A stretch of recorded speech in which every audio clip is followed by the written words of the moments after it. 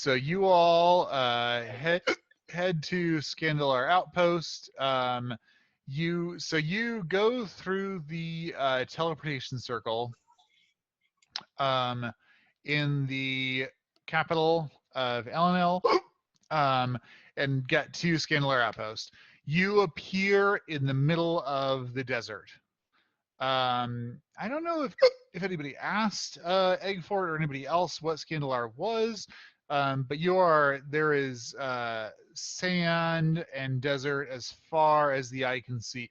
Ahead of you, there is a slightly more packed trail from the teleportation circle that you've emerged from to this sort of archway that designates the outpost. So there's a sea of sand all around. A dry grit gets into your mouth immediately. There's a subtle smell of light smoke as of grilling animals and vegetables. A stiff wind blows continuously, whipping your clothes around you. There's a packed trail under the metal archway from where the teleportation circle is. Strewn around the horizon, Grikiki and Falcon, you all are more conversant with, but everybody else recognizes, are hulks of abandoned spelljamming vessels. Small black huts dot the landscape beyond the archway. At the center, kind of past the archway, at the center of this area is a large domed structure. And then there's a small tarp-covered, looks like a bazaar to the north. So that's what you guys got. What time of day is it right now for us? Yeah, you guys get there like mid-morning, like 10 a.m. Because you bugged out relatively early in the morning. Eggfort facilitated you escaping, etc. Okay, can I try to do a perception roll to see if I can find somebody to talk to? Sure. Yeah, give me a perception. See are fairly derelict in that you don't think that they are space worthy, even if you manage to have a spelljamming helm put into them. Like, they seem like fairly fallen apart. You don't see any ships that are space worthy, basically, in this area. And so you think that, that there's the bazaar, which is where there's like some basic food and trading which happens, but otherwise it looks like the central trading hut is like the center of this facility.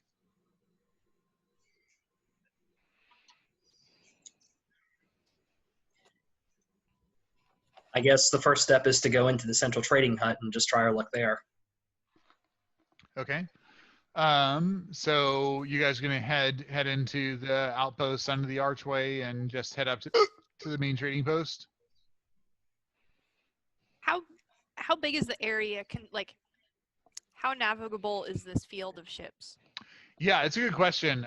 It looks like a pretty large area. So under the archway, there's the main trading outpost. There's the bazaar. There's a handful of these. Let me show you these huts that are like composed of some like wicker kind of material where presumably people live. That's all within probably a few hundred feet radius area. And then beyond that, there are all these hulks of these destroyed or not space-worthy spelljamming vessels that probably is like a half mile radius. Like, it's a pretty large area that these things span. And you reckon there's maybe a dozen to 20 hulks of these old decrepit vessels. So probably not much more to be gleaned, like wandering around among them. Yeah, I mean, if you guys want to go like check out the defunct vessels, you're more than welcome to. You all, except for Falcon and Grikiki, don't know very much about ships, and even the two of you have a passing familiarity with them. So you're not just like standing where you are. You can't identify what these ships are just at a glance. Like if you walked up to them, you might be able to identify them and get information about like what these vessels are.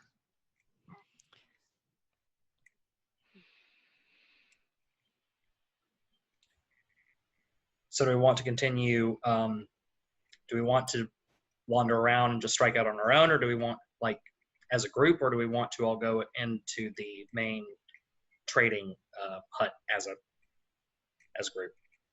Well, Gear Falcon, we could go look at the ships if they want to go talk in the trading hut. I mean, I Let's- don't know that much about ships, so Well, and one thing that we could do is just take, or how long would it take us to get to the ships? How far away from the trading post is that? If we take a look, have we blown a portion of the day? Not really. It's all pretty close by. I don't think it wouldn't be very meaningful for anybody except Gear Falcon and Grikiki to look at the ships. Like you guys just you don't know. Like Aezsh and Enid have been on a vessel that took you from your training asteroid to the Rock of Brawl and then on to the planet. But everybody else, your familiarity and understanding of the ships is pretty minimal. So you could go and look and be like, oh yeah, that's a ship, but that would be pretty much all that you could conclude. I'm thinking more along the lines of not having two members of the party wandering through derelict stuff by themselves in a place that we're not familiar with. That's feel fair. alright It seems there's nobody around the derelict vessels that you can spot from here. They seem legitimately like hulks that are left out in the desert because they have no value. The only people that you can spot from here are in the bazaar. Okay, then if we split up, what I would do is go with the two of them and make like a gigantic prestigitation light show if there are problems. Okay. yeah, I'll go into town and see if there's anything at the bazaar or anybody that could, point us in the right direction if anyone wants to come along. Go with you. I actually think I'd rather do that. Okay, we Okay. could do that. Yeah, we can go check that place out first, and then if there's good reason to go back out and wander among the ships, y'all can take a look later. Yeah, we're not losing anything. We're not losing a whole lot of time by just going in. So No. Yeah, let's, Yeah, We'll it's have go to ahead talk and pretty to town. someone small. eventually to buy the ship. Yeah, it's a pretty small area. Okay, so you guys head under the archway to the main trading dome. So again, this is like a large. It's probably like 50 feet in diameter. Wooden shack basically that then has a dome over the top of it that extends about 10 feet over to provide some shade. This seems like the central exchange area. You see a line, as it were. There's like two people leading up to this sort of window exchange area. And you see there's some humanoid creature there interacting with the people in line as you walk up to this trading building.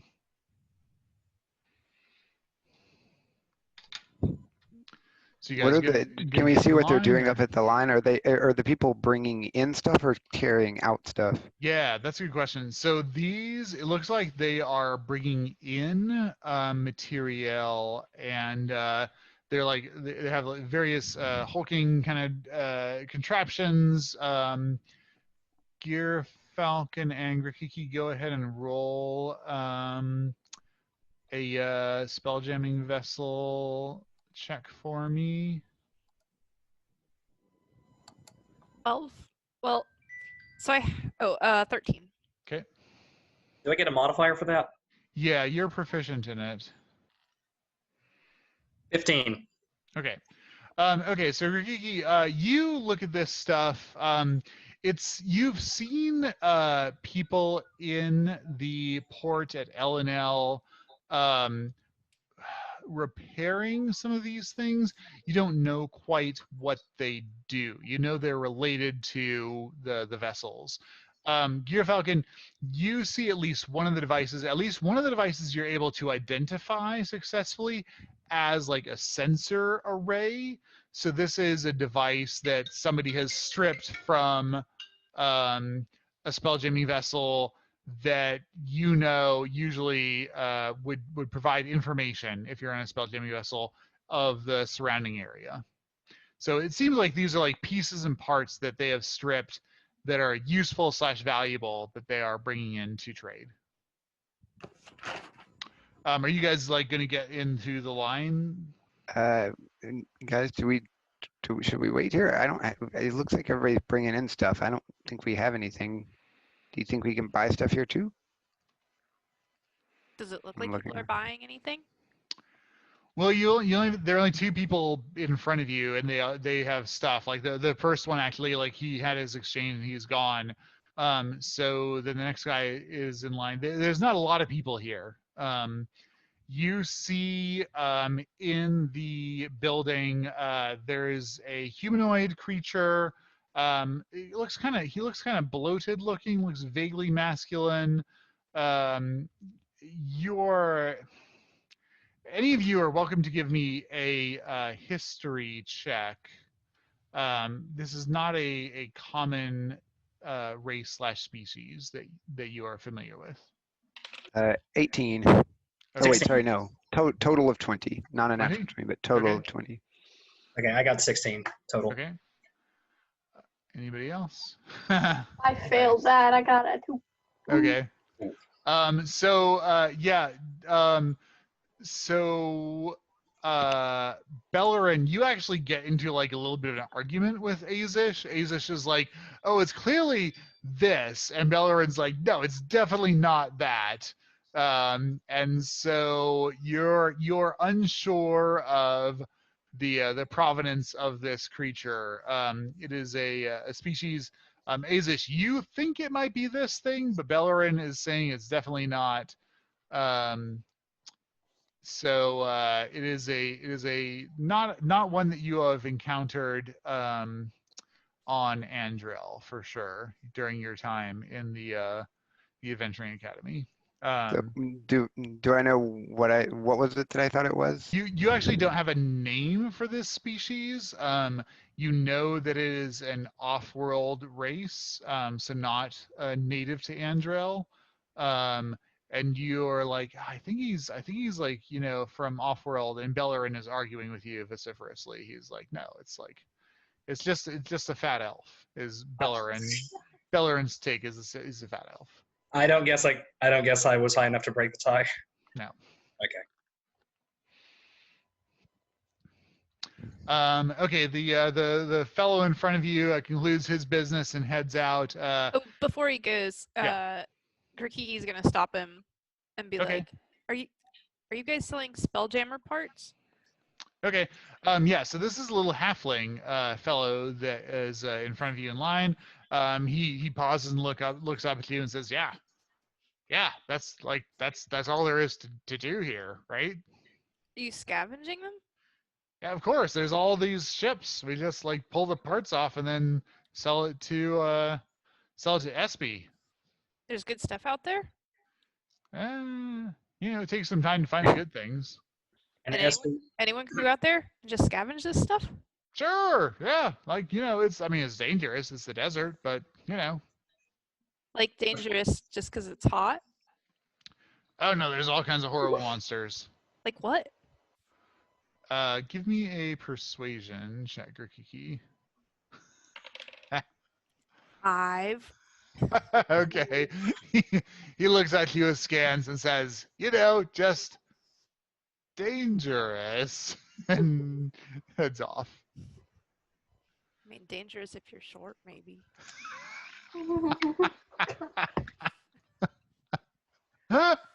Okay. he learned some savagery at the docks. Okay. There's nobody else leading up to the trading window here. It can't hurt to ask before we go scavenging for a good ship.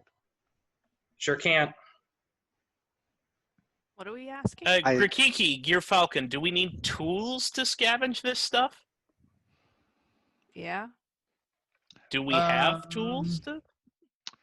Yeah, that's actually a good question. So I'll go ahead and give you this guy to you guys. So Eggfort told you that Scandalar Outpost, there are some war ships, some spacefaring capable spelljamming vessels out here. There was a battle at one point. There are a bunch of ships that are like scattered around this area, and people like take pieces and parts off of them. But he also said that there are some ships that are like intact, more or less, and that are space worthy and that have spelljamming helms on them. The thing is, nobody goes after these because the merchant companies can buy them for less money than it's worth going to salvage these, and they're better vessels. The military just builds their own high quality military vessels. So the only people that go out here are adventurers like you, which is why Eggfort knows about this. Like he sends people here with some regularity. Are adventurers or like the scavengers who are trying to pick off the pieces of these old vessels. So Eggfort told you that not many people go out here because it is dangerous, but for adventurers, this is like your bread and butter, basically. Are there a few different fields of these, or is it sort of a what we see is what we get kind of thing? He didn't give you any more information. He said to you got to go to the outpost and talk to the folks there, and they will orient you as to where to find the vessels that you are interested in. Okay, so why don't we go up to this SB guy, tell him we're from the academy. We're probably not the first people that he's seen recently from the academy, and ask him what would be an adventurer flavored ship to go look at. I'll step to the window and say, Okay. "Hi, we're looking to scavenge ourselves a vessel. Can you point us in the direction of the things that most people might be a little hesitant to go after?" Okay. You guys step up to the window. This, like I said, like, vaguely humanoid, like slightly more than 5 foot tall, kind of bloated looking, somewhat masculine creature, looks down at you. These like huge lips, kind of looks at you, scans and says, "Yeah, right. You adventurers, then?" Aye. Of course. "Yeah. There's a few as ships I could show you. What's it worth to you? Let me tell you the ships that I know about. So there's three good adventurer ships, I would say. There's an eel ship. It's small, it's durable, it's battle ready. There's a shrike ship, which is a fast, light fighter. And there's a lance ship, which is a small, smuggling, maneuverable ship. Those are the three that I'm aware of that may be suitable for adventurers. Well, we're just starting out, so there's not a lot of money, but we're very capable, and if there's something you need us to do for you that's worth, say, a chore that's worth showing us these vessels, I'm sure we'd be willing to take care of that for you. Oh, I appreciate it, but it's just all business. I can point you in the right direction for the right fee. I can give you a Westicator. You know, they're all in the west of where we are here. You're gonna need some water. I can sell you some water skins, and there's something horrible in the wastes, which I could tell you about for the right price. Well, quote us a price. Let's see where we are. Right, just for the location of the ship. Which ship are you most interested in? They're all around 10 tons. There's the small, durable, battle-ready. There's the fast, light fighter, and then there's the fast smuggler ship. I say the smuggler ship, personally. How prominent, I guess is the word I'm going to use, is it for ships? I don't even know if there's police. Do ships get pulled over? Because if it's a smuggler ship that used to be like high smugglers, we might get pulled over for being a smuggler, you know, and we might want to avoid that. So how big of a deal is that? I had a similar concern. I was wondering how many hostile vessels are between here and Brawl. Yeah, that's a good question. So the trade lanes between here and Brawl are pretty clear. So there is everybody's made this jump except for Grikiki, but Grikiki, you've talked to people, so you know. So from the White Star, from Andrel to Brawl, there's a jump point to like an asteroid, and then from there, there's a jump to Brawl directly. Along those corridors, you gather it's reasonably safe. The White Star Navy patrols the majority of that route, and keeps it free of, you know, whatever, pirates and whatnot. But you also know that the vast majority of ships are not, they're not military vessels. So all of the three that SB has told you about are clearly armed and armored vessels, which is not what the majority of people are out there with. Like, they're just in trading vessels. I'm leaning towards the Shrike, but I'll go with whatever the party decides. That's the fast one. Which do you think's gonna handle the easiest? So you think they're all small-ish. They're all, so the land ship is 9, the Shrike ship is 10, and the eel ship is 12 tons. They're all small-ish, about the size that would be accommodated with a crew of about 5.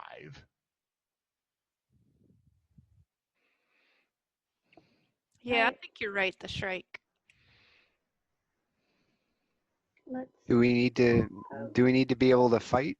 How much are we going to be getting in battles with these? Good question. Because Probably- if not, then it seems better to have. The reason I was leaning towards the smuggling ship is for storage and such. Mhm. If we're not planning on fighting people. And it depends on how long we're going to keep this ship. Like, are we going to be able to afford the next one? Are we taking it to Brawl and then just leaving it and getting a new ship?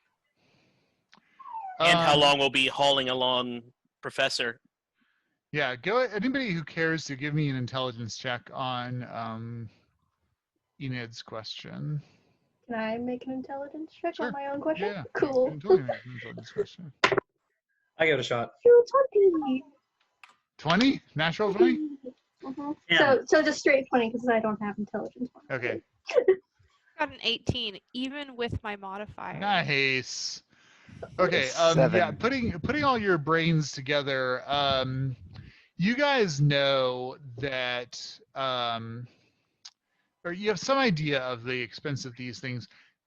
a functioning ship with a helm is a extremely expensive piece of equipment in the 10 to 50,000 gold piece range, which is a sum of money that you have a hard time, like maybe except for Belloryn, have a hard time wrapping your brain around. That would be like, saying to us, like, as Americans, like, oh yeah, that's like a $10 million prize. Like it doesn't mean anything to you, uh, except insofar as it's a lot of money to buy a ship.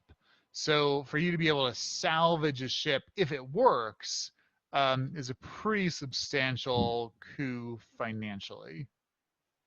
Mm. So we're probably going to be keeping this ship for a while. If we decide to stick together. Probably so. Honestly, not convinced on it. But Depending on depending on the condition we keep it in, we could sell it at a later date. Well, then the I still durable don't one think- would be good. yeah, durable. It would last. We could battle with it. Fast. We could always try to outrun people, but that's not a guarantee. Smuggler, sort. Might be able to battle. Smugglers might get into spats sometimes. I don't I've always wanted a fast ship, but I'll settle for a strong one. know. All right, let's vote.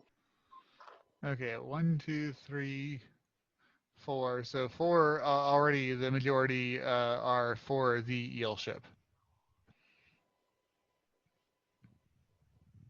We would like the durable ship, please. Okay.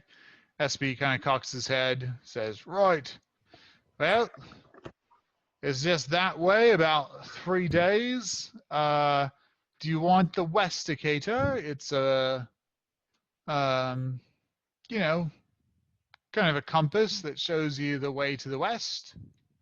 He shows you this device that, yeah, sure enough, looks like a compass, but it instead of pointing magnetic north, it just points to the west. How much?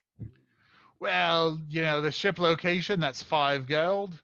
The Westicator, that's another 5, I think would be fair. And how much is the information for the monster that's out there? Oh, that's not much. That's 2 gold. I'll share you that because I don't want you to get eaten alive. All right.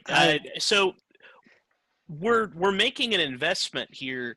I don't think you're going to see anybody who's willing to buy all 3 of those things at once.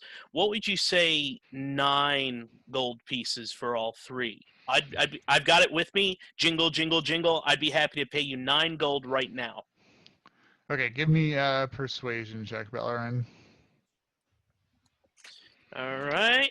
Let's see. So that's 17 plus 5 is 22. Oof. Really? Really? Okay, Belloryn, you spin your tail. SB kind of looks at you, kind of looks you over, is like, well, you've come all the way out this far. I'm sure you're not going to go back empty-handed.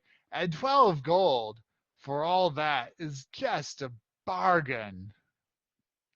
How likely are we to get lost without the Westicator? It is you. Okay, so that's actually a good question. So, for you guys going into the desert, it's gonna be a skill challenge like we've done before. Anybody who uses the survival skill as part of the skill challenge will have advantage if they have the Westicator. That Would changes this things. thing I be do- of any use beyond this time? Not off this planet. It is obviously keyed to Andrel and will not be valuable for you once you're off planet. We could always sell it for less than he sells them for. That is probably true. All right. I'll chip in my 2 I have gold. money. All right, and I'll pay the other 10 because I've got money, and so. Okay. All right, 12 it is. Go ahead and mark Fair it enough. off. right. Who's taking the Westicator? Investigator. Grikiki? Okay, great. And then you have the information. Oh, and then he also. Oh yeah. Okay. So yeah. So this monster. There's a nightmare beast loose around the waist. It's a 15-foot tall monstrosity, 4 legs, huge tusks. It only goes out at day, so if you spot it, do what everybody else does and just run. It'll absolutely tear you apart. Has powerful mind, magic, and it's a nasty bit of work. Anybody know of anything like that? Yeah, does that sound familiar from anything I've read? Yeah. Or Anybody can studied? give me a nature or arcana check, depending on. Ooh. I will go If for an anyone arcana has check. nature, I'll assist. I got nature. I got arcana. Crap, I'm equal on both of those. Hey. things. That's a I rolled I'll try 15. Arcana just for novelty's sake. Ratha, rolled was that nature or arcana? Nature. Okay. I'll assist. You get advantage. You can roll again and use the highest one. So it's still I 23. rolled a. Oh wait, I rolled a 13 on Arcana. Okay. Anybody else?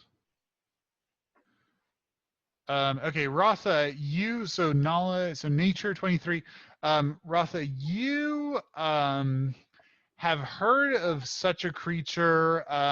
You thought it was mythical, kind of like any of us now would be like talking about a Like a Loch Ness monster. manticore. Yeah, exactly, right. Yeah. But you in the legends that you are familiar with, this is a creature that is the destroyer of civilizations, basically. That it would if it encountered a city, it would obliterate it. Woof. So this sounds like something from the old Druid tales. It's not great. Can I roll an insight to see if I think this guy's full of it? For sure. Yeah. Okay. So that's a 12. Okay. Yeah. Yeah, I mean, he seems sincere. Like he's pretty happy Okay. taking your money. You know, like he didn't haggle that much. Like 12 gold for the information that he's giving you is pretty small chump change here. Okay. Kida's gonna say, and I think she always does this. We've already defeated one great beast, friends. We can handle another. She always says this when she talks. I don't know. That's true. I'm a cat.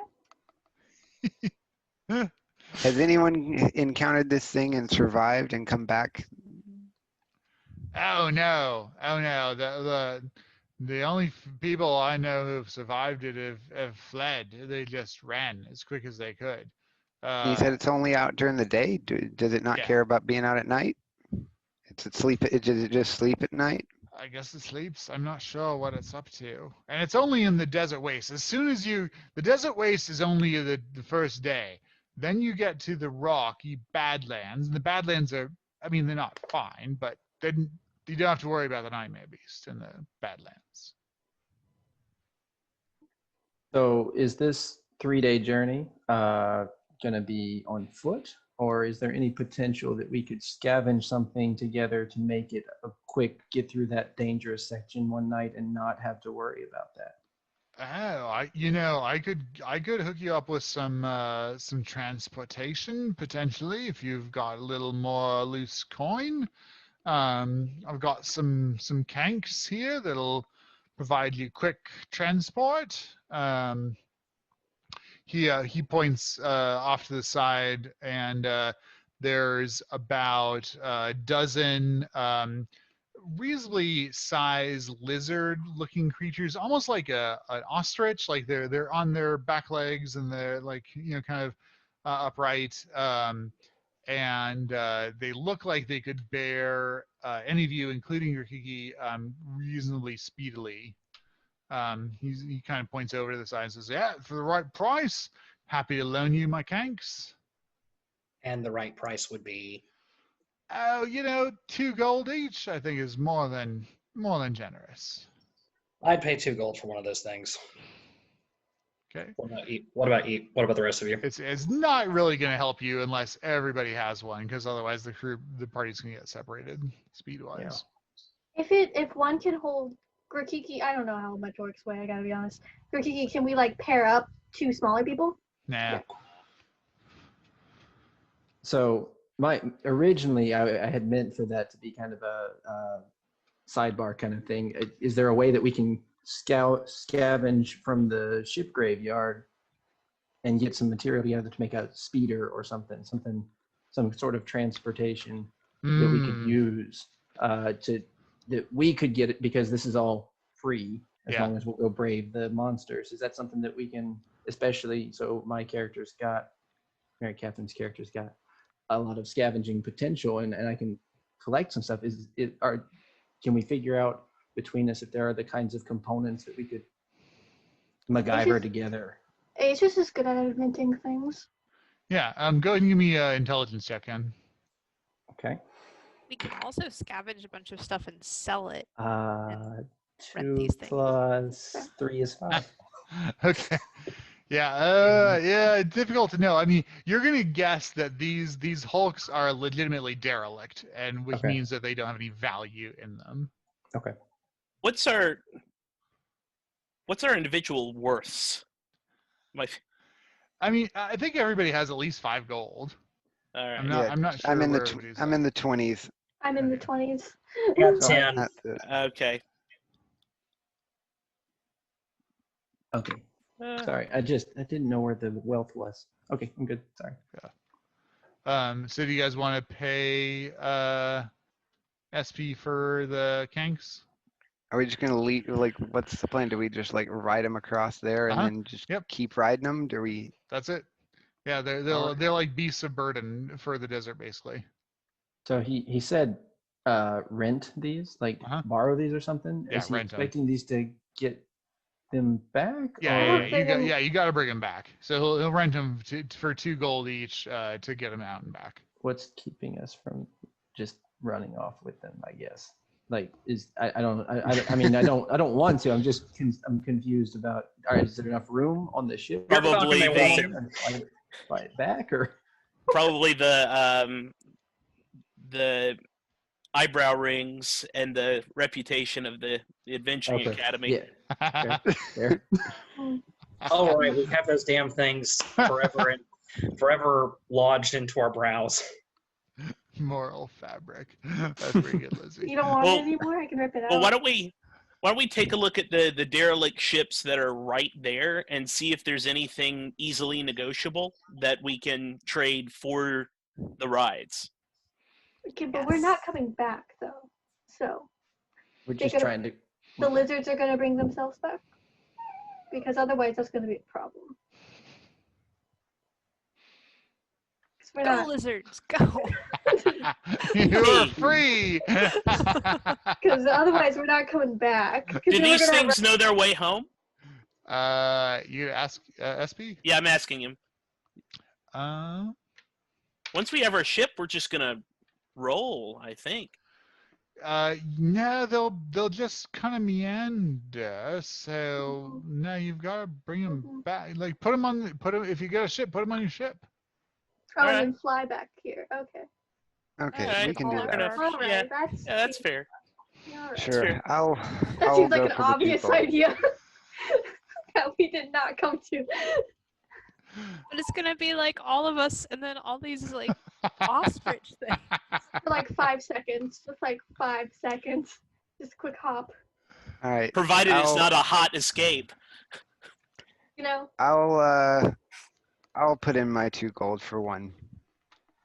So I would like to ask the party if we want to go and try to find something of value to scavenge like these other guys have, because we can't leave now. It's 10 o'clock. It's daytime. We don't want to go out into the wastes.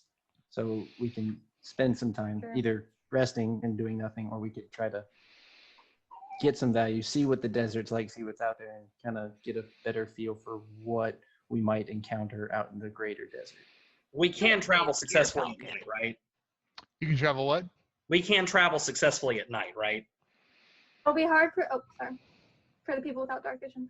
So we gotta have 14. Yeah, Undetermined. If we can even half the cost of the ride, so if we can make 7 gold worth of stuff, then there's a few of us. It's gonna take a chunk out of the overall purse.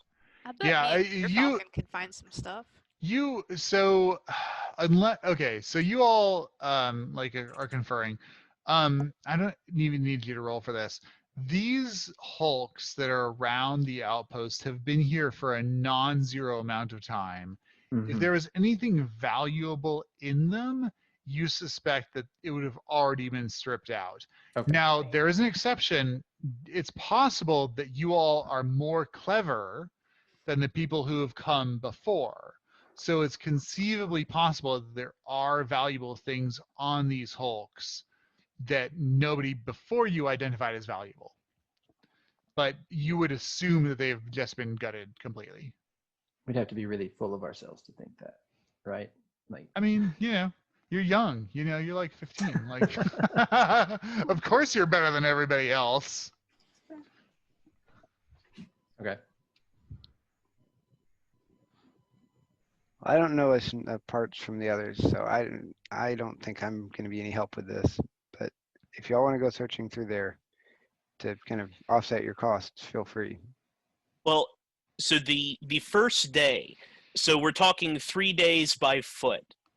What if we were to scavenge a bit in the daytime and then head out at night to avoid the monstrosity, and we had these rides, would we be able to make that first day's trip overnight? And Yeah, probably. hopefully Yeah, you need anybody has proficiency in survival. Go ahead and give me a survival check. I have that. I don't have Yeah. proficiency. I've got a 19 plus 20. 6. Not a natural 20. Okay. 19 plus 6, 25. Yeah. Okay, so Ratha and Grikiki, you put your heads together, and yeah, you're reasonably confident with the Kanks traveling at night that with the Westicator that you all could get across the sandy wastes at overnight and get to the Rocky Badlands before daybreak. Okay, well, it's not the safest idea to go traveling the desert in the daytime anyway, even with the kinks. Kinks? Kank. Yep. Kink, okay. So maybe the best bet would be to see if we could find, any component to sell. It wouldn't hurt. It wouldn't hurt to look if we're going to travel at night anyway. Sure, we can go dig around. All right. Okay, are you guys gonna go together and hit a derelict, check it out together? Or are you gonna separate, or what's the plan? I'd like Let's to go head together. because I don't know what I'm doing out here, so I'm just going to follow you guys. Hey, look, even if you don't know anything about the ships, having the backup will be nice, Sure, just in case. I'll be Just in happy case to be your backup. Just in case we run into another pair of scavengers that isn't friendly. Okay. Okay, so everybody give me perception. Grikiki and Gearfall can give me a spelljammership check. Okay. And go ahead and put in the chat for me what everybody rolls. Okay. Okay, so you guys comb over throughout the rest of the day. It's about 15 ships that you're able to spot that are not at least partially or mostly buried by sand. And you get access to them via a variety of routes and kind of cruise through. So most importantly, the spelljamming helm for all of these is gone. And that is at least 50% of the value of the ship. So the helm is gone. The ship's exteriors here are deficient in such a way that even if you put a helm into these ships, they would be barely, if at all, space worthy. So you discern over the course of the day, throughout the day, you kind of go and check out all these, that they don't have helms. They're barely space worthy, maybe, and they don't have any of the components which would be valuable, like a sensor array or a detect invisibility or an amazingly an invisibility cloak. Those kinds of things. You don't find any of those kinds of semi-valuable to valuable components. So basically you determine that all the derelicts around the outpost are basically valueless. There's husks. Right. But that takes you guys most of the day, and then it gets on towards sunset as you finish searching the last derelict. All right. All Let's right, head back friends, are we and comfortable just purchasing up. or paying for the rent? And I am, and if we can't fit them in the ship, like I think we should bring them back probably, but if we can't, like we can leave them in the desert to be free and roam. But make a couple of obviously, trips? obviously we can definitely try and get them back, assuming we can take off and leave easily. Yeah, we I- could make a couple of trips. Good, but we're not. So I volunteer not to stay behind in the desert by myself while you make multiple trips. Just gonna throw that out there. So, but yeah, let's head back in. Pay him the 2 gold. I've got 2 gold to cover myself. Same. Has everyone Yep. got enough to pay their way? Yep. Okay, everybody mark off your 2 gold for the Kanks. And did somebody pay him for the information and the Westicator? Belloryn was Yes. I paid him 2 gold and Belloryn paid 10. 10. Okay, cool, great. Okay, so yeah, SB gets you the Kanks. He puts saddles on these things, and yeah, they're like it's like a lizard tauntaun, you know, like designed for desert travel. And points you in the right direction. He says, yeah, just basically go west until you hit the Badlands. Then there will be a trail. Follow that trail. Eventually it will go into a tunnel. And then beyond that tunnel is the ship graveyard, as it were. And in that graveyard, there should be you guys are going for the eel ship. He says that it should be the eel ship there. He tells you that the last person to explore that region, trying to scavenge a different ship, did so successfully, but they had some significant difficulties. He also, who's playing Kida? Renee, are you playing Kida? yes. Okay. He also looks at Kida and says, "Oh, and there's one of you that went out in that direction about a year ago, and I never saw the fellow after that. He was kind of gray, and he had a silver breastplate on." And Kida, you recognize this as the I guess nobody else saw this, but this is the vision that you had at the fountain. You saw this tabaxi in this silver breastplate with this rose design on it, somewhere in the desert.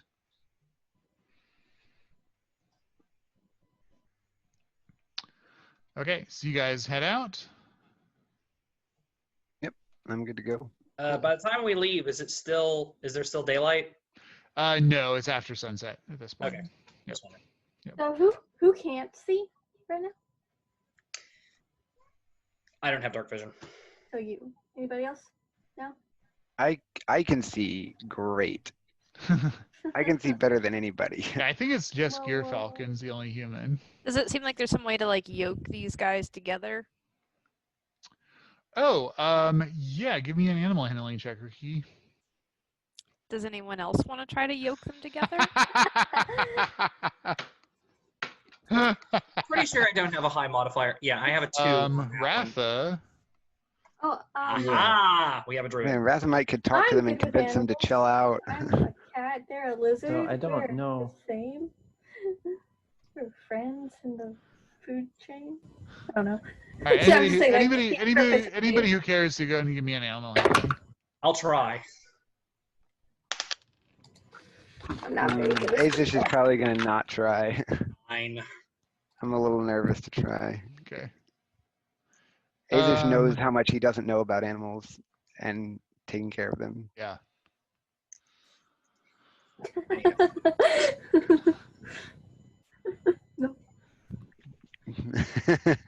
So Grikiki, your conclusion is tying these things together would be unwise because they're how do I explain this? Like they are like ostriches. Like they're just like they're dumb and kind of crazy and like go off in their own direction. Like they're not hauling animals. They're not designed to be like yoked and pull something. So connecting them all together would be perilous because one of them would like freak out about something and just like go off and it would like fuck up the entire crew. Whereas if it's just like one person, like it goes off for 20 feet and then like, come on, quit fucking around and get them back in line.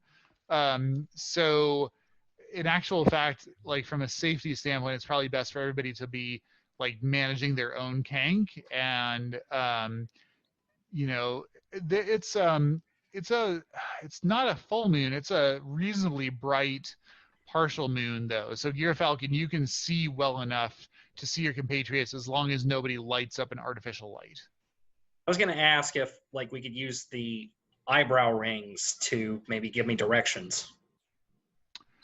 If you have a spell that would be relevant for that. Ratha has produce flame that provides bright light in 10 feet and dim light a further 10 feet. Okay. I would like to check and see if I think that's going to attract unwanted attention.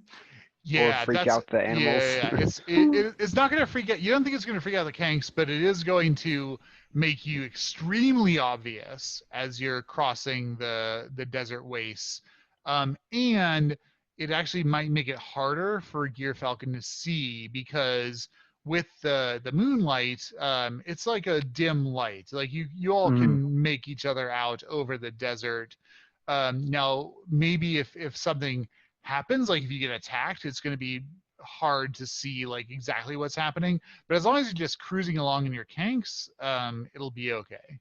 Okay, I'm willing to just use the moonlight and I don't know, I guess my own perception as well as I can and fall behind and try to follow in line. Cool. Okay, everybody give me initiative and put it in the chat, please.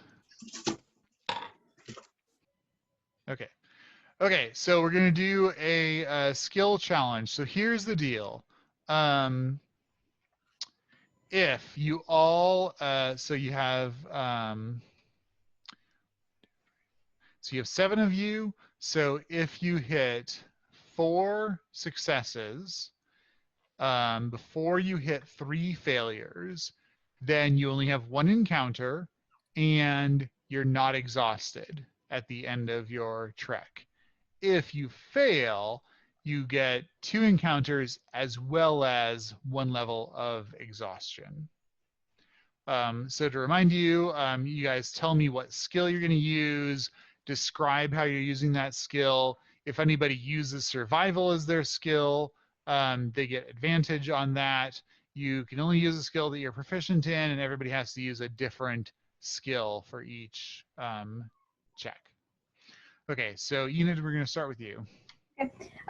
So we're in the desert portion, and that's the portion where we potentially might find the destroyer civilizations. Yep. So I'm going to use perception to try and keep an eye on just for anything that moves so we can steer clear and not engage at all. All right, go ahead and give me your perception. This is stressful. I'm sorry. 18. 18. Okay, just beat it. So Enid, you're scanning the horizon. You see off to your left, sort of some sand dunes that it look like they could hide something, and so you're like, oh, let's just like head a little bit around this way. And so you skirt those sand dunes to avoid getting anywhere close to them. Okay, and then Kida, Oh. it's you again. Again, look at this. Let me look what she's good at. Hold on. Oh, she's proficient in animal handling. Is she better at animal? She's even better at stealth. Sorry, but I don't think anybody else has animal handling, and I know other people have stealth. So I'm gonna go with animal handling to Okay. keep the ostriches nice and I did it for you, Gear Falcon. Nice and calm until they don't squawk Okay, or be cool. loud. Go ahead and roll it. Love you, Renee. Ooh, not as good. 11. Okay. Okay, so Kida is trying to keep the Kanks all together, but they're crazy like reptilian like things that have their own minds, and so they kind of scatter around and make life a little more difficult for you than it has to be. Okay, Grikiki.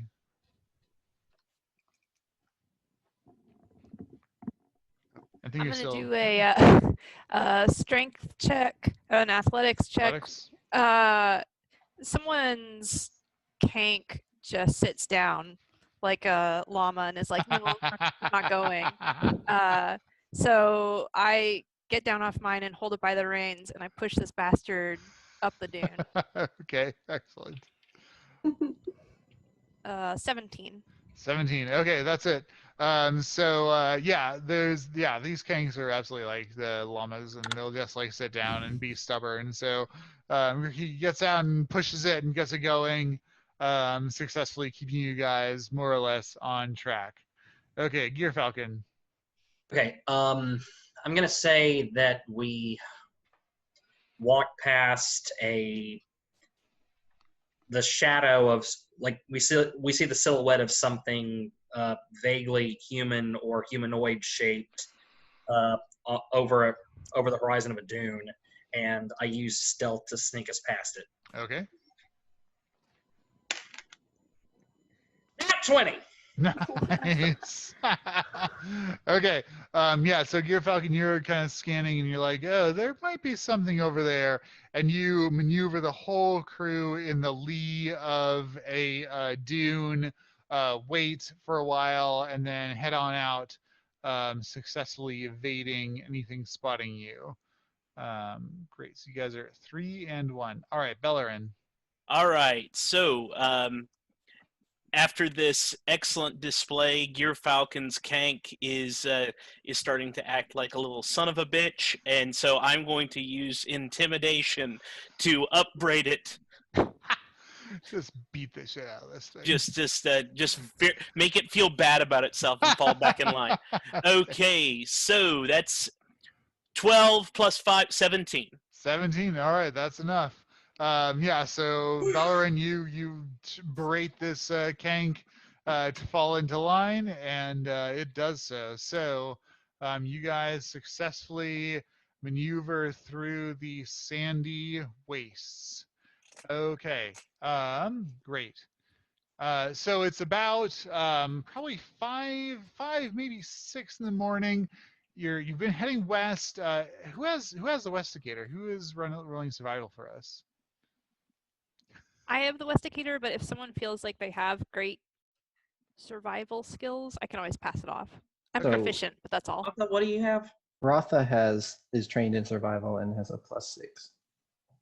I pass it off to Ratha. Okay. All right, Ratha, give me survival with advantage, please. All right. That's 21 and 15. Nice. So 21. Okay, great. Okay, Ratha keeps you guys on course to the west.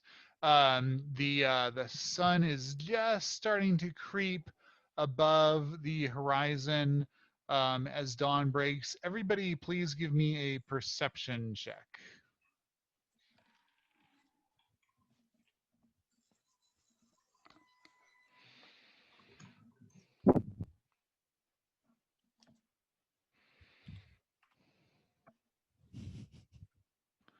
Not a very perceptive crew.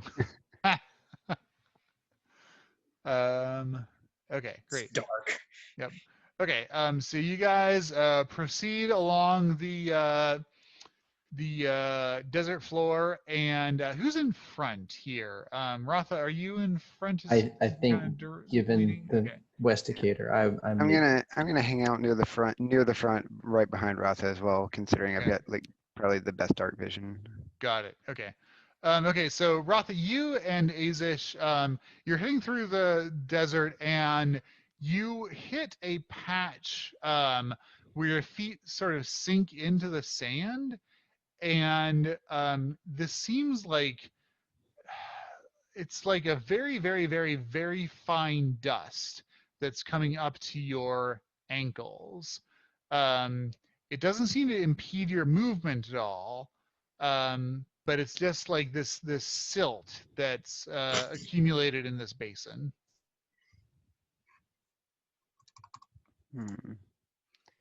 This is definitely a different sort of ground material than we've been going over. It is, yeah. You guys have been going over the desert sand and sand dunes so far, and now you've hit, yeah, this like it's not deep, you know. Like I said, it's only like 4 inches or so up to your ankles, but you sink in, and you're able to walk in it, and it's fine. It like displaces easily, but it is disconcerting, I would say. I don't think any of you have encountered anything like this before. Could we easily circumnavigate around this? Like, That's a good question. Anybody who has proficiency in survival can roll survival for me. Can we do assist? Can we assist each other? If you have a proficiency, sure. I'll assist Ratha. Okay, so I've got True. sorry, help me out with assist. Yeah. What is So it? You roll advantage. advantage. Okay, got it. So the first one is 21. The second one is 17. Okay. Yeah, Ratha. So this is a silt basin. You are familiar with this phenomenon. This Okay. is when like dust basically accumulates to the point. You expect that this basin is probably vast, miles in any direction. You could circumnavigate it. You're not sure how big this particular one is. It would be moderately inconvenient to do so.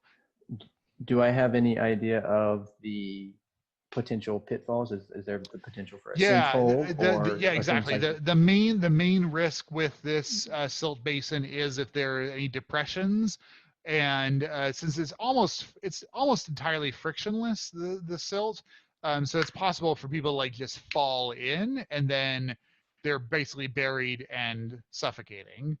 Um, you do know that the Kanks are pretty good at navigating these things. So if we give them a little, yeah, go, Right. and they go really fast. and kinda like- Exactly. okay. Exactly. Yeah. You think that the Kanks, you know, will be able to figure out their footing, and if there is like a depression, they'll feel it before they like dive in. Okay. So I communicate to the group. This can be a little bit tricky going across here, but I think the Kanks will be able to get across swiftly. We just need to not stop, and we need to make sure we're not slowing down. We just press forward and don't look back. And I think we should be able to make it through this. But if you see any depressions, try to stay high on this silt area.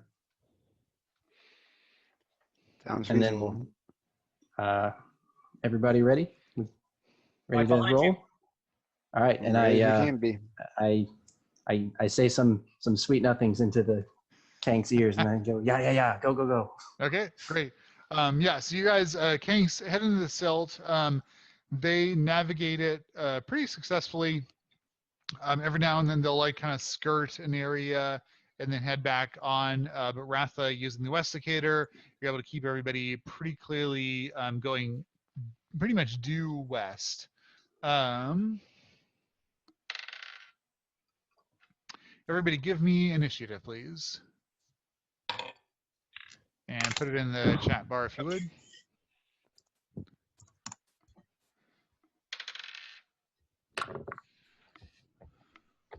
Oh,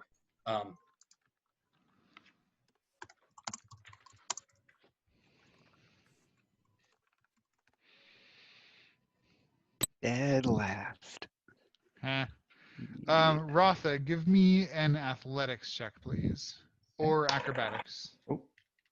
Do I have 20 acrobatics. Holy shit. Okay. Okay. Wow. Okay. On surprise round, Ratha, you're cruising along on your kank. Bursting out of the silt is a white tentacle that attempts to wrap itself around your leg and grapple you, and you manage to kick it off. And all around you, the rest of you see these white tentacles bursting out of the silt, attempting to grapple you and pull you down into the silt and suffocate you. We're going to start with Ratha. Okay. No pressure. Um,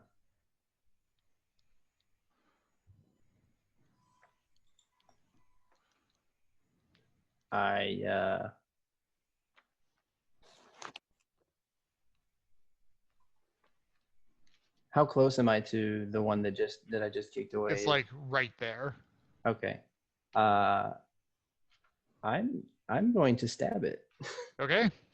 Sure. On this, I would think that I've got the spear handy, Yep. and I'm just gonna Stabbity, stabbity. stab. right. I'm just sorry. I'm not gonna navigate the okay. sheet a little bit. Yep. So I crit. Shit. Kills all the tentacles. Okay. Dice. Hot Give me, dice. give me So, damage. 6. So that's 4. So 1d6 plus 0. I rolled a 4. Okay. And you crit, so you roll another d6. Okay. See, I don't know 5e. So That's okay. So 4 and 6, 10. 10. Nice. Okay. So Ratha, this tentacle jumps up to wrap around you, and you're like, jump out of the way, kick it off, pull your spear, and stab it through. You notice some like gelatinous ichor kind of bleeds out of the thing. In a very unpleasant, unnatural way. Gear Falcon.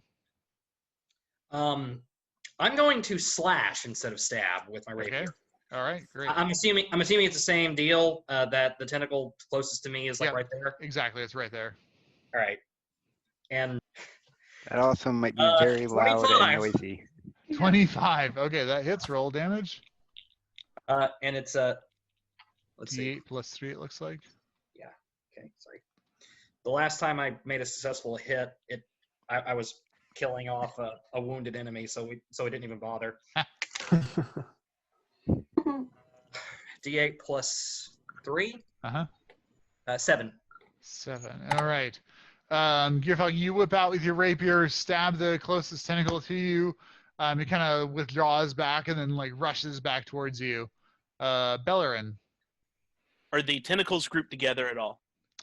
They are not. They're basically like the first one emerged right in front of Ratha and tried to grab her, and then like a bunch of them.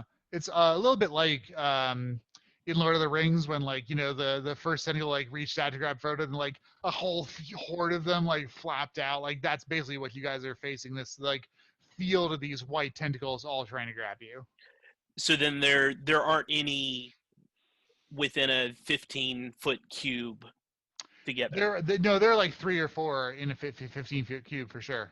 And are there any of the party there? Yeah, like if you wanted to hit more than one tentacle, you could only hit 2 realistically without hitting a party member. Renee, why are you laughing? You're playing as Kida. Fair enough. Well, two is 2. So I'm going to move and set the cube where it will hit 2, Okay. but not a fellow. But not a family. Okay. You don't need to move. You're just gonna stay right where you are and hit a couple of them. Okay, so that's a a Constitution save of 13. Okay. And what is this? It's Thunder Wave. Ah, okay. Go ahead and roll your damage. Okay. It is 10. 10 Okay. damage, and they, if they're not like fixed down there, they get moved back 10 feet. Ah, okay. Oh, that's interesting. So, all right, you hit 2 of the tentacles. They fail the con save, so they take damage, and then yeah, they definitely drag, creating these like furrows in the silt. But you have a distinct impression, Belloryn, that they are attached to something below you. Kraken. It's a sand kraken. All right. Or I'm sorry, no, that was 21. Okay, 20. The creature goes. All right. Grikiki misses. Aezsh misses. Ratha hits. Enid crit. Oh, shoot. Belloryn hits. Falcon hit. Oh, And Enid hit. Okay. Oh, I get hit twice? Yeah. Oh, Kida. Sorry, Kida got hit. Yeah. Okay. All right. So Enid, you take Hi. 10 points of damage. Cool. Belloryn, 5 points of damage. All right. Falcon, 6. And Kida, 7. So these things are all trying to wrap around you and squeeze the life out of you. Okay, Kida. All right. She's gonna say, "Friends, we should probably get out of here. If these are just the tentacles, I don't want to see the rest of it." And then, because she doesn't want to leave her friends behind, she's definitely not going to be the person who runs away first. She's still going to do an unarmed strike against the closest tentacle. She'll leave Okay. after everybody else leaves because she's a hero. Yep, it's true. So unarmed strike. Oh gosh, where's her attack? Oh, it's not written, so it's gonna be Dex plus proficiency. 16 to hit, 16 hits. Yep. and then unarmed strike. But she's a cat, so it's slashing instead of bludgeoning. Okay. Yeah, although I think she has a staff that she's been usually using. Oh, Oh, yeah, has she she usually been usually using- whacks him with the staff. Oh. It's like a quarter staff. Yeah. What's the okay? Well, quarter Use it. staff then instead of unarmed strike. Yep. That's not on here. Let me just. Yeah, Google I think it's a this. D6 plus 3. D6 plus 3. Okay. Yes. Okay. D6 plus 3. 5. 5 points. Okay, great. And then she could also spend a key to flurry of blows if she Right. wants. I'm trying to decide. She only gets 2 at level 2, and these It's are just true. these are just the tentacles. Yep. I'm gonna save them just in case we reach like Save the key. Okay. save the key. All right, Enid. Oh yeah. I love going back to back. I'm sorry, I'm just putting in the stats on the stat thingy. Yep. Okay. So what Enid's gonna do again, just because they're tentacles, I'm just gonna do a cantrip. So I'm gonna do Ray of Frost on Ray of Frost. whichever one's closest to me. Okay, sure. So that is Range spell attack. yes. And my charisma. 20. Yep. Hits. 1. Cool. And And damage. that- D8. Oh yeah, I don't add anything to this. Just Nope. just 2 solid damage. Okay. But its speed is reduced by 10 feet. However, that works on a tentacle if it Okay. does. Cool. So Kida whips around her staff, hits the thing, damages one of the tentacles. Enid casts Ray of Frost, and it hits one of the tentacles, and like the tentacle blackens, and you hear rumbling below you, like a kind of subsonic screaming, basically. We should probably go. That's Enid. Grikiki. How far into the distance do these things extend? Not very far. It's pretty much just right around you all in like a probably 30, 40 foot radius. And how many are there around Grikiki? Around Grikiki, there's 2 that you can easily hit. You could hit a third if you wanted to move with it. Okay. I will slash with my great axe. 14 hits. All right.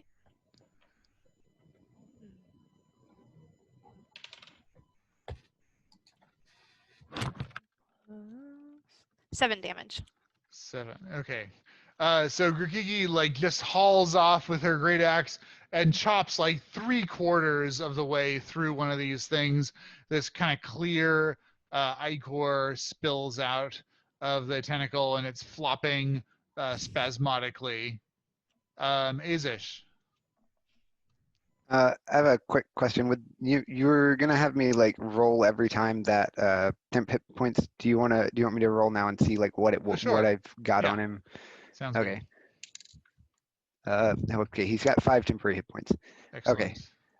I rolled the absolute minimum. But so Aezsh is just gonna turn towards the nearest tentacle to him, and as a bonus action, he's going to hex this creature, and he's going to hex it specifically its strength. Okay. So any athletic checks, any ability checks it makes with strength will be at a disadvantage. Nice. Okay. And then that's his bonus action, and then as an action, he's going to hit it he's going to hit the tentacle with Eldritch Blast. Great. Rolling a 16 to hit. That hits. And it's going to take a solid 1 force damage, 2 is weird damage types. Okay, 1 force damage, 2 cold damage, and 2 necrotic damage. Wow. So it's the 1 force from the Eldritch Blast, the 2 cold from a trait from his patron, and the 2 necrotic from the extra damage from Hex. Nice. All right. Great. Yeah, you hit the thing with Eldritch Blast and then damage sampler pack. As my movement, is there any avenue that Aezsh could get his kit to like flee in the direction we're attempting to go that wouldn't run him straight past a tentacle? Yeah, no, you would. If you don't take disengage, you're definitely going to provoke an opportunity attack. Okay, then he's just gonna hold position and be like, yell out, "Do we have a clear way? Can we make a path?" Yeah, you guys are all like in the mix of this thing. Like you're all kind of scattered around, and this thing is like whacking you with tentacles. So if everybody took a disengage and a move, you could probably clear out. But until or unless that happens, you're going to take damage. Okay. He's just going to try and just book it anyway and just see. As long as there's a path that doesn't get him attacked by like multiple of these, then he's going to try. Yeah, just the one. Okay, yeah, it like wings over your head. The tentacle whips out and tries to nail you and fails. So it's not that large of an area. So Aezsh clears the area where these tentacles are whipping. Gear Falcon. I'm gonna follow Aezsh's lead, and I guess I can use cunning action to disengage and book it myself. Yep. You also get an action if you want, because I think cunning action is a bonus action, right? Yeah. So you could attack as well, and then disengage, and then book it. I'll try the pistol. Okay.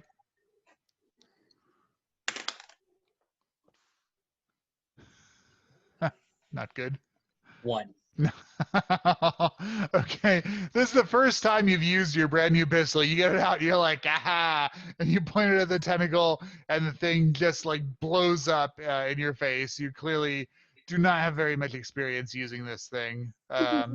So you scorch your hand, and then take a disengage and move out of the area. So you and Aezsh are clear. Okay, Ratha. Damn you, Bartholomew.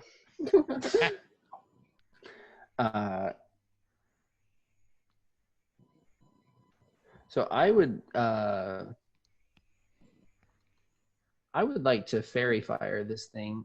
I have a question about how fairy fire could work with regards to the sand. So Yep. It says that you create it, like you do a cube. Yep. Can I do the cube in a place I can't see underneath the sand so that I can try to hit the body of this thing and make it all colorful so we can track it, or yeah. is that just gonna need to be the tentacles? You could hit the thing, but it's under this silt, so it's actually not going to help you unless you Okay. decide to dig down into the silt. All right. So I'm going to disengage as a move. Yep. Okay, so I'm going to disengage away or from disengage the is your action, rather. Oh, okay. Yeah. So I can't disengage and then Correct. try to. Right. Okay. Yep. If I cast a spell next to it, is that going to trigger an opportunity? Nope. You can totally it's cast a spell, Okay. and then if you wanted to move and then you get your opportunity attack against it, that would be also okay. Okay. So I'm going to try to hit as many of the tentacles as I can and just powder them with bright blue light and Fairy fire. Fairy Nice. fire. Okay. Awesome. Yeah, not a problem. And then okay. And then do you want to also try to clear out? I do want to clear it. Yes. Okay. Okay, so that's a concentration spell. Okay, so you cast Fairy Fire, which means that anybody has advantage trying to attack these tentacles. Mm-hmm. It whips out and tries to hit you and fails. So you move out of the area and you are also clear. Okay. Okay. Belloryn. All right. The ones that I pushed away with Thunder Wave, how close are they to me now? They're 10 feet away from you. Yeah, so you're not surrounded by any tentacles. All right. So if not 100% sure with the combat rules in 5e, if I were to move, or how far can I move and still say cast magic missile? You can move At one. your full 30 feet movement, All right. which would put you outside of the area of the tentacles. All right, I am going to move my full 30 feet, and then I would like to aim for the tentacle. All right, where are the tentacles compared to my friends? Well, a few of them have moved out at this point. So Aezsh, and Gearfalcon and Ratha are all outside of the area of the tentacles. So Kida and Enid or Grikiki and you are still in there. All right, and so the 30 feet doesn't take me out of the range? It will, yes. Okay, so I'm going to move that 30 feet. Okay. And then just pick a tentacle so that I'm not firing close to one of my friends, and cast magic missile. Sure. Go ahead and roll. That's is that a just automatic damage? Yes. Okay. Go ahead and roll your damage. All right. Just a second. That's and you're casting this at first level, yeah. Mm-hmm. So that is 13 total. 13. How'd that happen? So it shoots 3 darts. Each dart is 1d4 plus 1. That. Okay. So 3, 3, and 4. So wow. 13. 13. Okay. Great. Yeah. So you aim 3 of these magic darts into one of the tentacles. It just like severs the tentacle, just like destroys it, flops, sitting there wriggling, oozing this clear ichor. And you are also clear. Okay, the creature goes. It is not impressed. It's going to try to attack Kida. Hits. Enid. Misses grossly. Grikiki misses. Okay, Kida, give me an athletics check, please. Oh boy. Well, if it's trying to grapple, it has disadvantage. Oh, yeah, thank you. Because a hex. That's right, the hex. Oh, Jesus. Okay. Oh gosh, where did I put her? That was the reason. It's a good call. Athletics. Okay. Yep. 21. 21 against my 5. Yeah, that.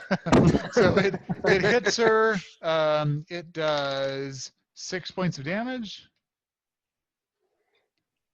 to Kida. How's she doing? She is at. Oh, where did I? Here it is. Oh, her and Enid are now tied for health, which is a solid 4.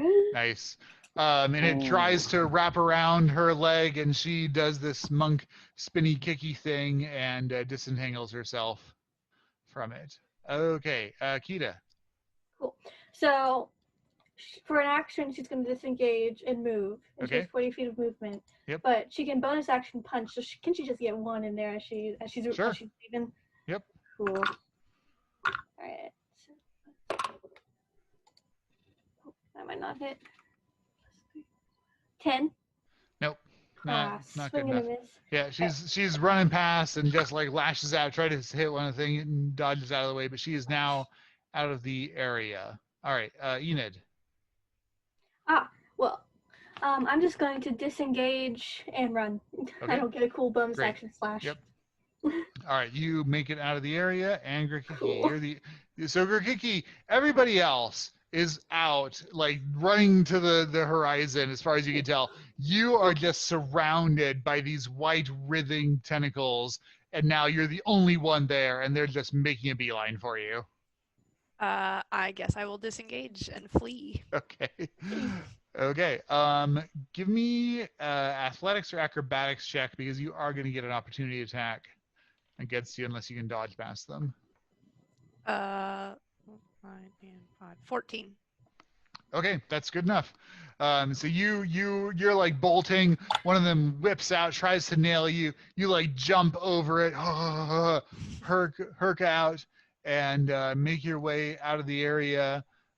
So once all of you are clear, the tentacles all subsume below the level of the silt, and there's a rustling under the silt as the thing, whatever it was, moves on. Yikes. Aezsh is just going to maintain that concentration on Hex just in case it tries to pop up again. Nice. It lasts for an hour. Oh, nice. Whew. Well, that probably puts us fairly close to our. If it's close to dawn, then we should be pretty close to our point that we were trying to get to. The bluff, the Badlands. Badlands. So who's hurt, Renee? Me and me. Well, if we're about to take a long rest, so probably don't worry Yeah. about wasting Fine. spells on it. Okay. Yeah, Okay. If it's a I'm long hurt rest, a I get little them bit, back. but not a big Yeah, deal. you just get them back. Depends on how Yeah, I mean, worried you we will are get your about getting spells back on the interrupted. long rest, so. Yeah, depends on how worried we are about getting interrupted during long rest. Okay. And if we're worried, you could do like short rest, spend hit dice, long rest. I mean, if you're really worried about it, because you get half your spent hit dice back on a long rest. Okay, so what are you guys doing? So you escaped from the white tentacle creature thing. Anybody who has nature proficiency can feel free to roll it. I can assist somebody. Are we near the Probably gonna be around. Badlands that we were attempting to go to? Yeah, that's a good question. You are very close. Ken, I'm going to assist Ratha if you want to roll with advantage. Okay. Got it. Good. Because the first one was 14. The second one is 22. No. Yeah, you know that there are creatures in the desert that live below the sand or silt that prey on anything above the levels. You don't know exactly what they're called, but these white tentacle things are consistent with what you would expect from those horrors. So they are generally like animal, like mindless, animal. If there's something like they feel tremors above, they'll reach up, try to grab it, pull it down, and eat it. So you were Okay. almost dinner. Does she know how far below the silt they live? Yeah, they're usually not too deep, like 20 to 30 feet. Okay. Okay. To the point where, like, if you guys wanted to go diving after them, it would be like you'd hold your breath, swim down in the silt, try to stab blindly. It would be not a lot of fun. Mm-hmm. So that was a perfectly normal experience on the desert. There's nothing unnatural going on here. We just need Exactly. to make sure that we keep going not that way. So you're saying that wasn't the destroyer of civilizations? No. That Oh. was just a little like Wonderful. white blood cell of the desert. Doesn't Perfect. sound like what we were told. How upset are our kanks after all of this? Oh, they're just like, yeah, this is like the fucking desert. Like the desert is horrible. There's shit trying to kill you constantly. Like the kanks are like super copacetic. Like they're kind of like a flighty, but they're just like, oh yeah, of course shit's gonna like grow up from the ground and try to eat you. So I kind of like, all right, so that away is we need to get off of this silty stuff and get some real solid earth. Okay, how far away? How far away I'm is in solid favor. ground? Yeah, so as Okay, the sun is starting to rise in the west, you see the sand dunes start to break from the like loose sand and silt to the rocky badlands. You reckon it's probably a couple 3 hours away? So you could get there by early mid morning if you kept on going, or you could try to camp during the day and then continue at night. I say we attempt to get there because I don't want to be out in this desert during the day I don't want to camp in with the in destroyer of real sandy worlds spot. or the sand tentacles. Yeah, let's What's get her to phone? solid I don't know ground. how much I buy this destroyer of worlds thing, but I still agree. Can we agree that if we run into another one of those creatures, we just book it and run away?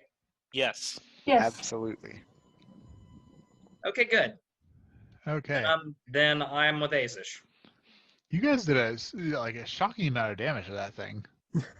So what you're saying I is if we rolled stay, so bad. You would have won. Oh, well, at least your pistol didn't blow up in your face. Yeah, Gear Falcon. Yeah, you reload your pistol and you're like, you need to do your flintlock thing this time.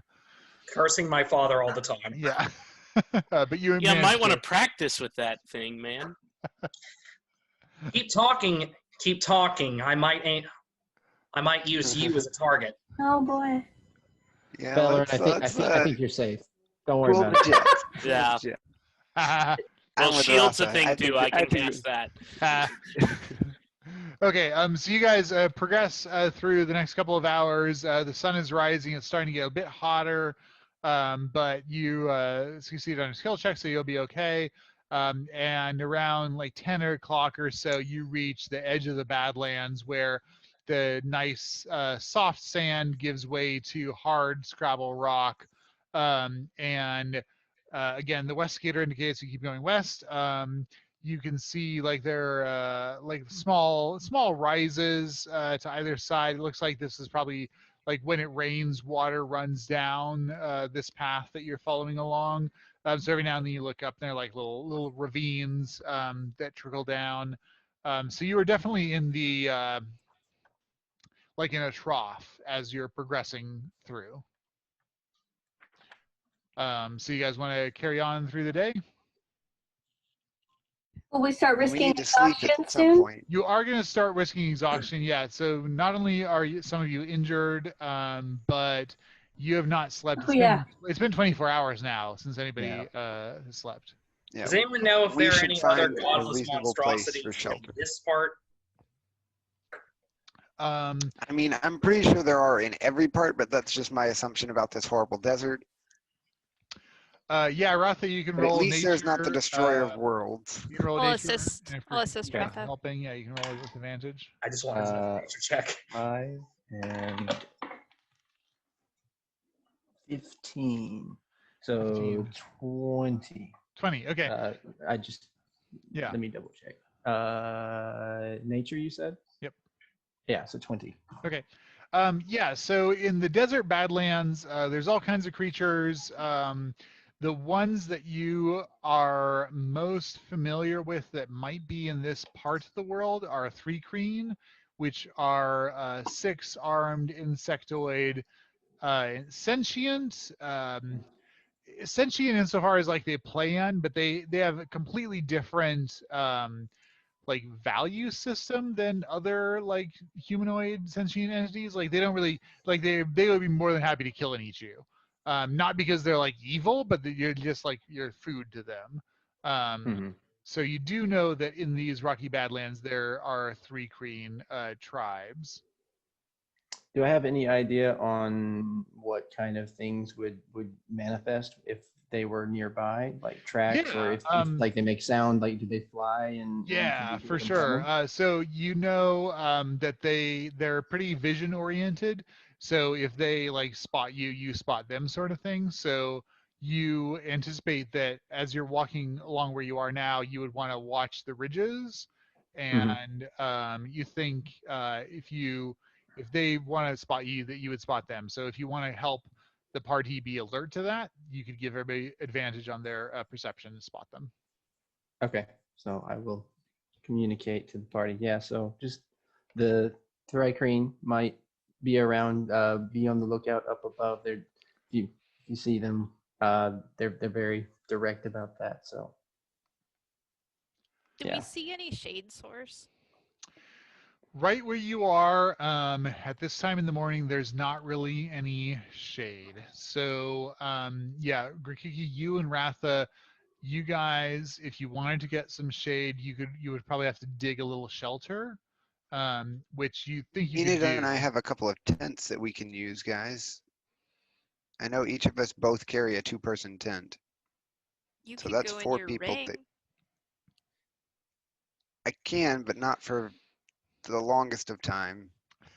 I can only go in there for the longest I tried to stay in there is about 4 hours, and then I kind of just got ejected. I think that's about as long as I stayed. But like I said, we have two-person tents, so that's at least 4 of us that could have shelter from that, though those would probably be kind of obvious. We could prop up a bedroll or two. With, Into I like mean, you guys a have a bunch of lean-to. tanks. Like, there's no being subtle about cruising That's through these also true. badlands. Yeah. We could stretch out We bedrolls dig like some shit. tarps to make some shade with the 2 tents. Yeah, you Oh. could be creative Yeah, if you guys wanted to set up a camp kind of thing. I have a I say blanket. we We set up camp probably and won't just need keep it watch. for heat, so we can make a Yeah, fort. between Grikiki and Ratha, you guys and the material that you guys have, you can set up a reasonably comfortable, cool-ish spot throughout the day.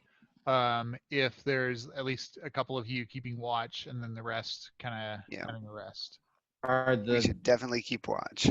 are Keep the watch. Thrycreen nocturnal or diurnal? They are diurnal. Okay. I'll take watch. Okay, why don't you guys why don't you figure it out? So everyone's gonna have to take watch ultimately. We just need to figure out what the order is. Do we want to roll?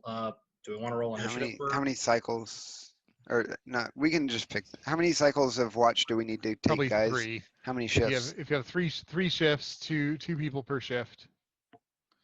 Enid and I can take a shift. I guess Aezsh I and I just can make a volunteer you shift. for it. Yep. I'll go after. As Enid. I'm Strike injured, I We glare at probably you. shouldn't. Second. We probably shouldn't take an early shift. I think Enid probably needs to rest, so maybe we can take the last one. I If don't that's get okay with you tired, so guys. I'll take first shift, but someone with better hearing than me should stay up with me. Okay. I will take first shift with Grikiki. Okay, Ratha and Grikiki, and then Belloryn and Gear Falcon for the middle shift. Yeah. And then Kida. Enid just gets the snooze, I guess. Yep. Kida does like one of those like little, makes little biscuits. Yeah. Blanket. And Okay, then- Grikiki, Ratha, go and give me a perception check with advantage because Ratha told you what to look for. 2 and 4. 6. So I have a plus. Awesome. Sorry. Oh wait, with advantage. Oh, hold on. Yeah. Whew, 17. So I've got Okay. 10. Okay. Okay, Grikiki, you're scanning the ridge line. Everybody else is having a nap. You and Ratha are kind of out there scanning the ridge line. You spot. You don't see anything in particular, but you do notice like a couple of like rocks kind of rolling down as if something up there disturbed them. Ratha. Psst, Ratha. What? Check out those rocks. I think there's somebody up there. Yeah, Ratha, you don't see anything. What rocks? Ratha, I think there's someone up over that ridge. I don't see anything. I don't care. What do you want me Somebody to up do? There's somebody up over that ridge. Do we check it out or do we wake them up? You got the big sword. Do you want me to go alone?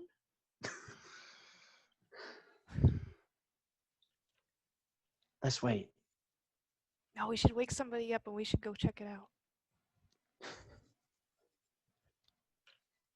Look, the longer we argue, the more likely whatever it is going to come down. Who do you want to wake up?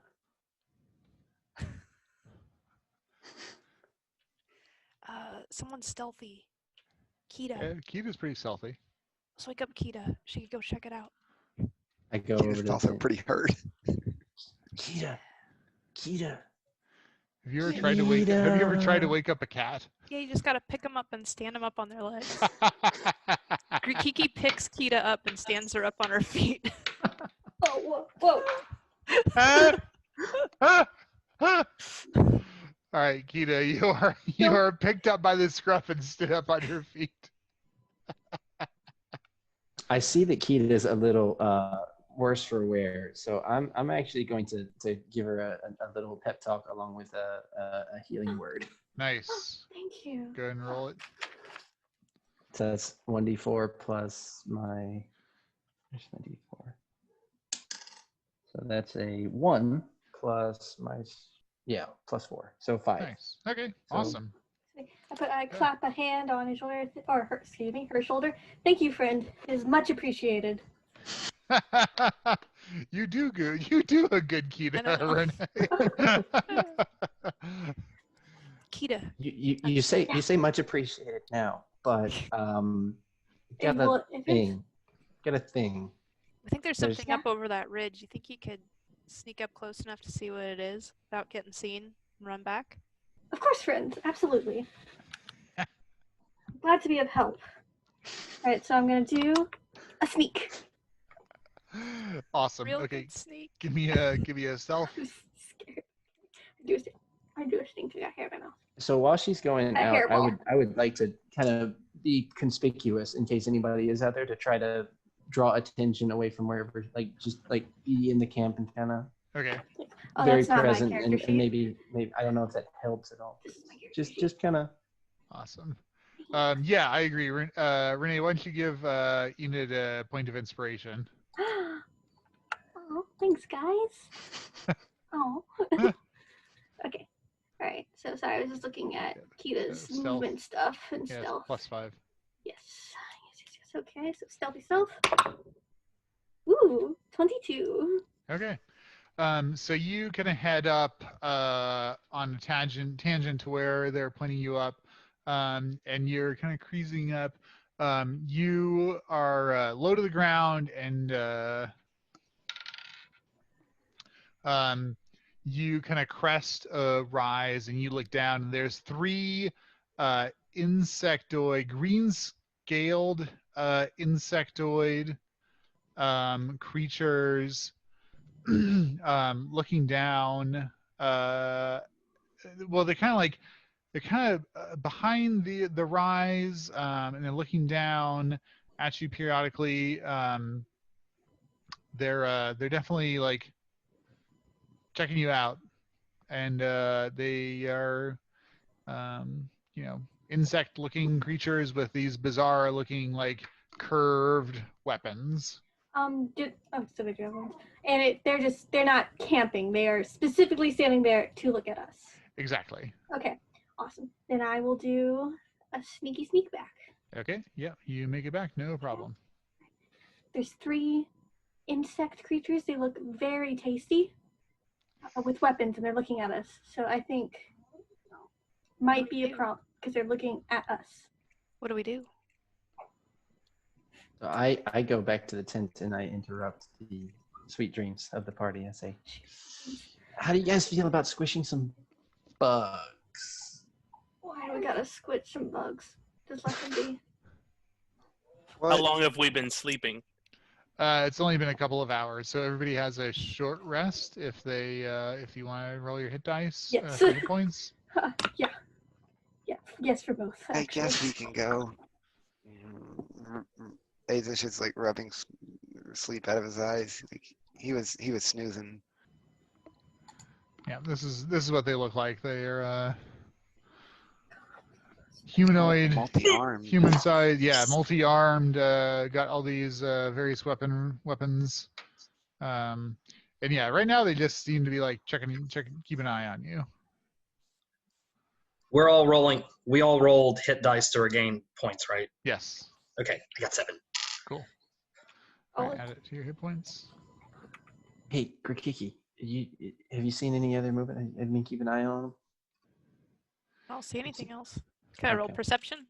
Yeah, you have not seen. You've been keeping a pretty close eye out since you saw those few pebbles rolled down. Once Kida reported to you, you've been scanning around, and you have not seen any other evidence of life, basically. So, are we gonna go fight them, or can we just sleep and deal with them if they come try and do something? I'm worried about if there's 3 of them that could be a scouting party. We don't know if there's any more. Yeah, Ratha, go ahead and give me a nature check, and with advantage if Grikiki helps you. Enid still has her eyes closed, laying on her bedroll. That's 22.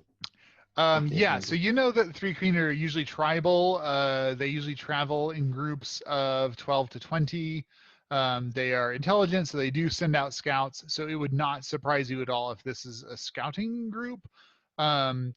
You're a little surprised there are 3 of them, though. Like, usually you would expect if there was 3 that were scouts, that like 1 or 2 would stay behind and send the other to alert the rest of the troop.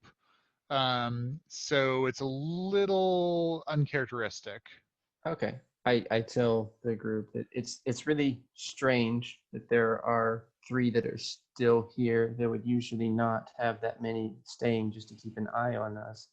So I'm a little concerned that they may be trying to pounce on easy prey. And if they are part of another group, it would be best to it would be safer for us if we could dispatch them now, and that bigger group can't come find us with their information.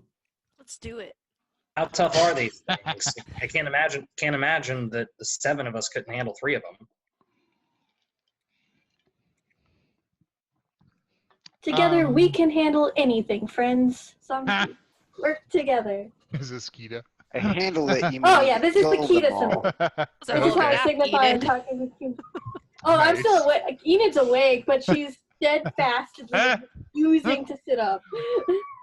Okay, well, why don't we call it there, you guys? Oh, shoot. Right at 7 Oh. o'clock. Yeah. Holy crap.